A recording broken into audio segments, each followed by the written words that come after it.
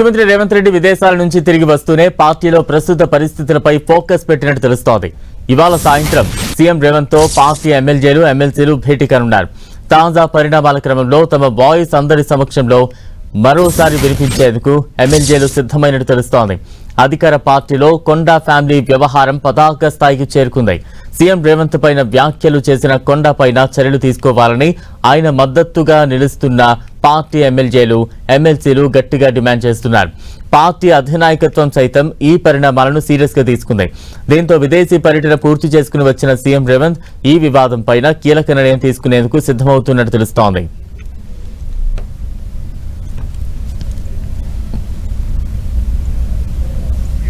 ఎమ్మెల్యేలు ఎమ్మెల్సీలతో సీఎం రేవంత్ కీలక సమావేశానికి సంబంధించి తాజా అప్డేట్స్ అందించేందుకు ప్రతినిధి తిరుపతి చారి సిద్ధంగా ఉన్నారు. చారి, బలరాం, ఇటు మొత్తానికైతే తెలంగాణలో కాంగ్రెస్ పార్టీలో ఒకవైపు ఇటు ముఠా తగాదాలు అనుకోవచ్చు, ఇతర అంశాలు అనుకోవచ్చు, పార్టీలో క్రమశిక్షణ రాహిత్య చర్యలు అనుకోవచ్చు, మొత్తానికైతే ఇవన్నీ కూడా ఇప్పుడు హాట్ టాపిక్గా మారాయి. మొత్తానికి ముఖ్యమంత్రి ఈ నెల 18న ఢిల్లీ వెళ్ళారు. అక్కడ ఏఐసిసి 19వ తేదీన జరిగిన ఏఐసిసి సమావేశంలో పాల్గొన్నారు. అక్కడి నుంచి మళ్ళీ లండన్కు వెళ్ళారు.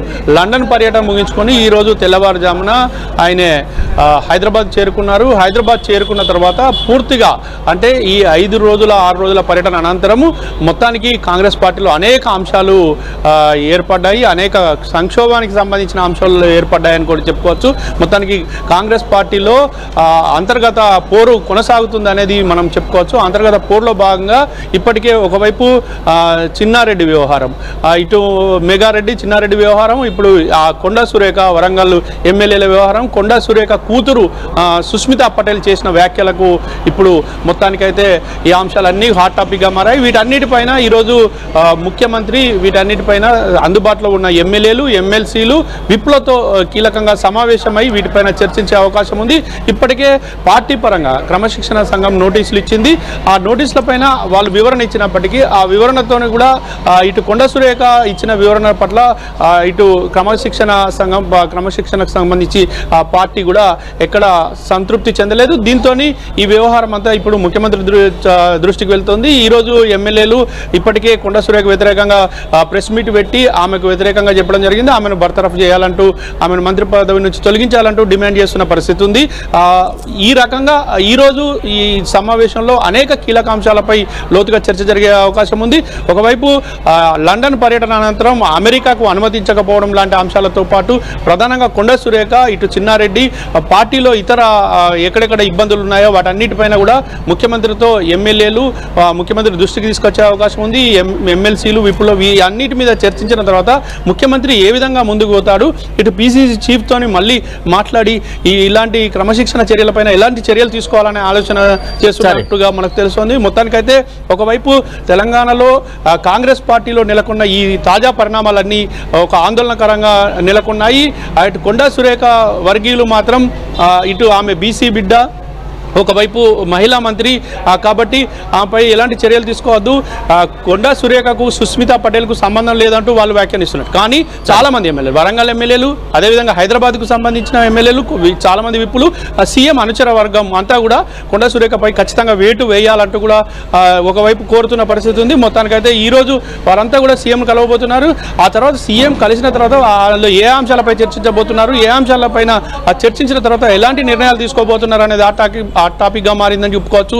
మొత్తానికి కొండా సురేఖపై వేటు పడుతుందనే వాదనలు తెరపైకి వస్తున్న తరుణంలోనే కొండా సురేఖ ఎలాంటి మరి ముఖ్యమంత్రికి ఇప్పటికే ఏఐసిసి నేత మల్లికార్జున ఖర్గేను కలిశారు. నిన్న మల్లికార్జున ఖర్గేను గంటసేపు భేటీ అయి ఆయనకు రాష్ట్రంలో జరుగుతున్న పరిణామాలపై వివరించారు. అదేవిధంగా తన కూతురు చేసిన వ్యాఖ్యలను వివరించారు.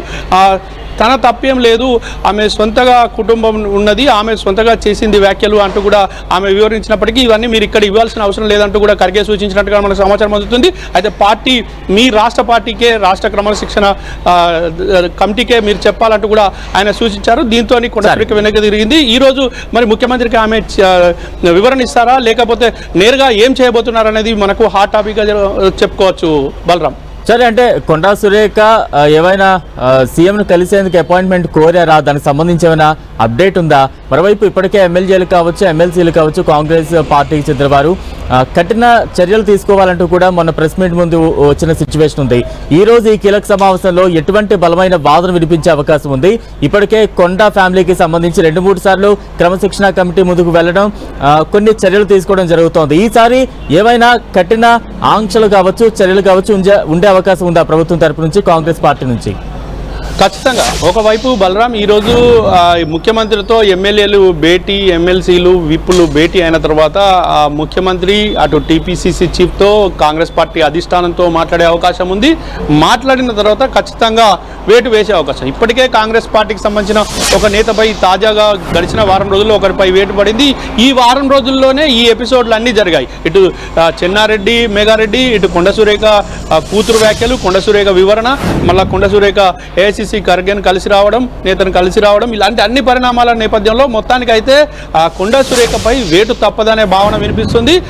ఈ క్రమంలో ఎలాంటి నిర్ణయం తీసుకోబోతారు? ఇటు మంత్రి పదవి నుంచి తప్పిస్తారా, లేకపోతే శాఖలు ఏమైనా మార్పులు చేస్తారా, లేకపోతే వార్నింగ్ ఇచ్చి వదిలేస్తారా అనేది మాత్రం ఆసక్తికరంగా మారింది. మొత్తానికి ఇటు వరంగల్ ఎమ్మెల్యేలు అంతా కొండ వర్గానికి వ్యతిరేకంగా ఉన్నారు. మొత్తానికి ఆమె పైన కఠిన చర్యలు తీసుకోవాలి. ఆమె ఇటు దురుసుగా వ్యవహరిస్తుంది. ఒకవైపు వాళ్ళ కుటుంబ సభ్యులు ఇటు దురుసుగా మాట్లాడుతున్నారు అని చెప్పేసి కూడా వాళ్ళు అభ్యంతరం వ్యక్తం చేస్తున్న పరిస్థితి ఉన్నది. ఇలాంటి పరిస్థితుల్లో కొండపై ఎలాంటి నిర్ణయం తీసుకోబోతున్నారు అనేది ఆసక్తికరంగానే మారిందనుకోవచ్చు. మొత్తానికైతే ఏదో ఒక రకమైన చర్య ఉంటుంది అనేది మాత్రం ఇప్పుడు రాజకీయ వర్గాల్లో చర్చ జరుగుతోంది. Right, thank you Chari.